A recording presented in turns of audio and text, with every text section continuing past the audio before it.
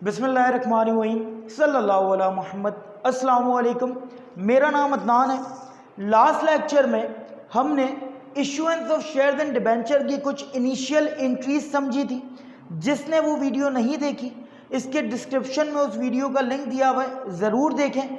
आज हम उससे आगे कंटिन्यू कर रहे हैं। सर, आज का दिन हमारा टॉपिक ये है कि कंपनी ने एसेट खरीदा और एसेट के बदले company as a consideration shares दे रही है। वो पैसे नहीं दे रही, वो कोई कमिटमेंट नहीं कर रही कि मैं फ्यूचर में पेमेंट करूंगी, यानी कोई पे बिल की बात नहीं हो रही और ना ही कैश दिया, बल्कि कंपनी ने एज अ कंसिडरेशन वेंडर को शेयर्स दे दिए। तो यहां देखिएगा, वह ये कि कंपनी ने एक एसेट खरीदा है वेंडर से और in return as a consideration company ने वेंडर को दे दिए शेयर्स।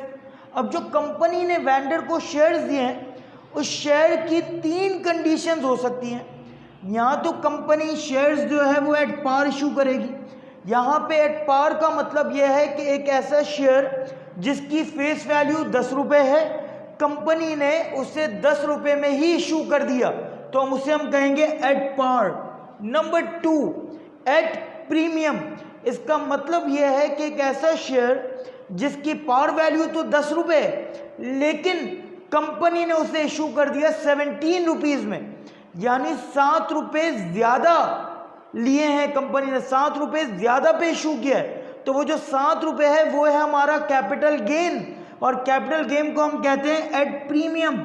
और तीसरी कंडीशन है एट डिस्काउंट, कि कंपनी ने शेयर इशू जो किया है वो फेस वैल्यू से कम पे इशू किया है। इसका मतलब है शेयर की फेस वैल्यू है 10 रुपये और कंपनी ने शेयर इशू कर दिया ₹6 पे, यानी जो 4 रुपीज़ है वो हमारा कैपिटल लॉस है, और कैपिटल लॉस को हम शेयर डिस्काउंट भी कहते हैं।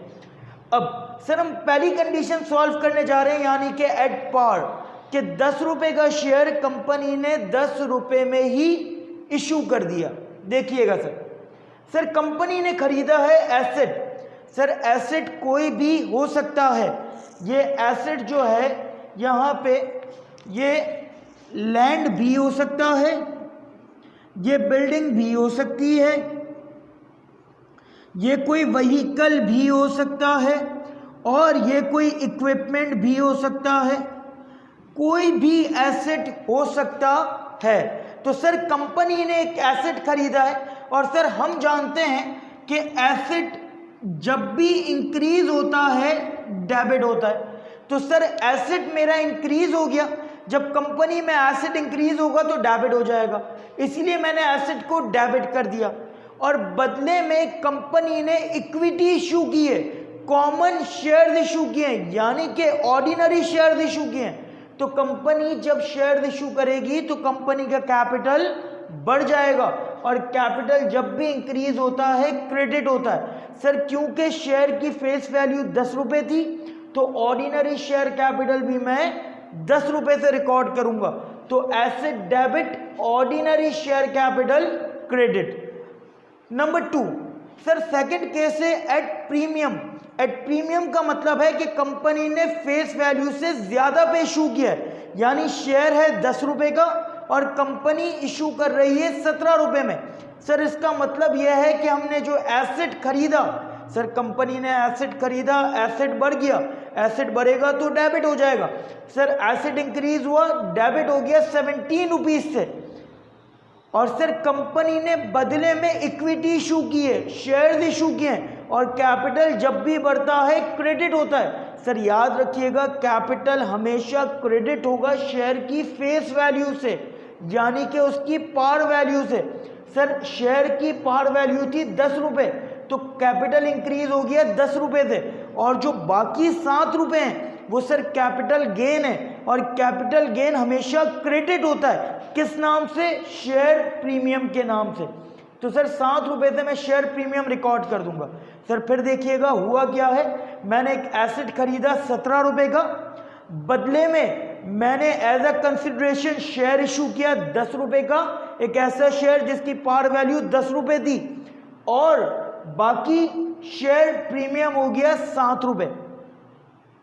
Sir number 3 at discount. Sir हुआ यह है कि जो शेयर की फेस वैल्यू है मैंने उससे कम पे इशू किया है। इसका मतलब यह है कि सर 10 रुपये का शेयर मैंने 6 रुपये में इशू किया है, यानी जो 4 रुपये है वो मेरा कैपिटल लॉस है, और कैपिटल लॉस को हम शेयर डिस्काउंट कहते हैं। देखते रहिएगा। सर मैंने एसेट खरीदा 6 रुपये का, बदले में मैंने इक्विटी इशू की है 10 रुपये की, और 4 रुपये मुझे शेयर डिस्काउंट हुआ है। तो सर मेरा एसेट इंक्रीज हो गया 6 रुपीज से, तो एसेट डेबिट हो जाएगा। सर 10 रुपये से मेरा कैपिटल इंक्रीज हो गया क्योंकि मैंने 10 रुपये पार वैल्यू वाला शेयर इशू किया है, तो sir ordinary share capital increase होगा, क्रेडिट हो जाएगा। 10 रुपये से sir ordinary share capital credit हो गया, और जो 4 रुपये सर वो मेरा शेयर डिस्काउंट यानी कि कैपिटल लॉस है, और कैपिटल लॉस हमेशा डेबिट होता है। तो इस तरह ये एंट्री बन गई, एसेट डेबिट 6 रुपये से, शेयर डिस्काउंट डेबिट 4 रुपये से, और ऑर्डिनरी शेयर कैपिटल क्रेडिट 10 रुपये से। तो अब हम चल रहे हैं अपने थर्ड स्टेप की तरफ, यानी कि प्रीलिमिनरी एक्सपेंस यानी कि फॉर्मेशन कॉस्ट की इंक्रीज करेंगे।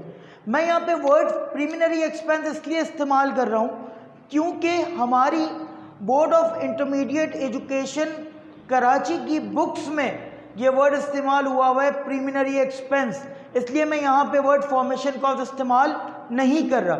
सुनिएगा बेटा, हुआ कुछ यूँ है कि सर जो कंपनी के इनिशियल इखराजात थे, जब कंपनी फॉर्म हुई थी, जैसे आपको याद होगा, आप लोग पहले भी पढ़ चुके हैं कि सबसे पहले प्रमोटर्स गैदर होते हैं, वो एक लीगल एडवाइज़र को हायर करते हैं, इसके बाद वो डॉक्यूमेंट्स प्रिपेयर करता है, डॉक्यूमेंट्स प्रिपेयर करने के बाद रजिस्ट्रार के पास जाते हैं, रजिस्ट्रेशन फीस भरते हैं, फिर शेयर सर्टिफिकेट्स प्रिंट करवाते हैं, मेमोरेंडम ऑफ एसोसिएशन प्रिंट करवाते हैं, प्रोस्पेक्टस प्रिंट करवाते हैं, फिर कमेंसमेंट सर्टिफिकेट आता है। तो ये तमाम चीज़ों के लिए जो हमारे इनिशियल इखराजात हैं उनकी कुछ ना कुछ कॉस्ट पे की जाती है, और वो कॉस्ट बहुत ज़्यादा होती है।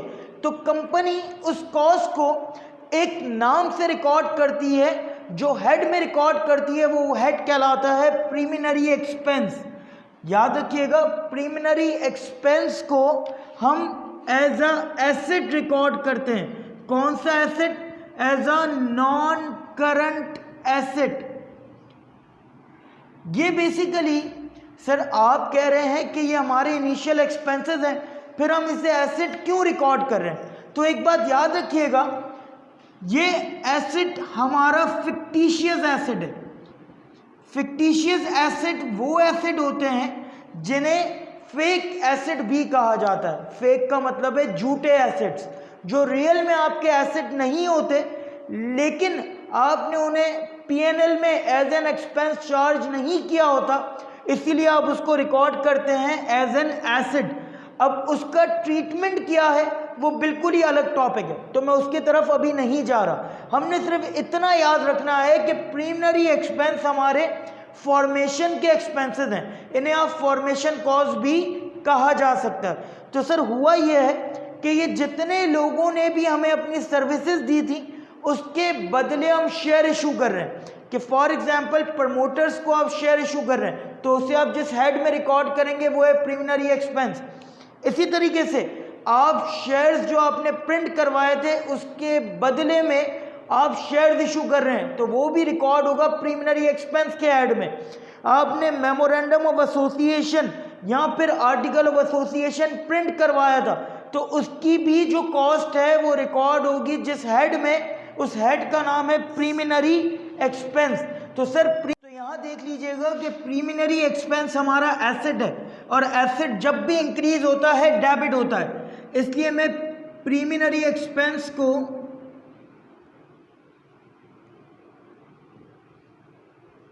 डेबिट कर दूंगा। और सर क्योंकि मैं उसके बदले शेयर इशू कर रहा हूं, तो ऑर्डिनरी शेयर कैपिटल क्रेडिट कर दूंगा उसकी पार वैल्यू से। ऑर्डिनरी शेयर कैपिटल है मेरा 10 रुपये, तो मैं पार वैल्यू से उसे क्रेडिट कर दूंगा, और यहाँ पे नरेशन लिख दूंगा to record issuance of shares at par for formation cost.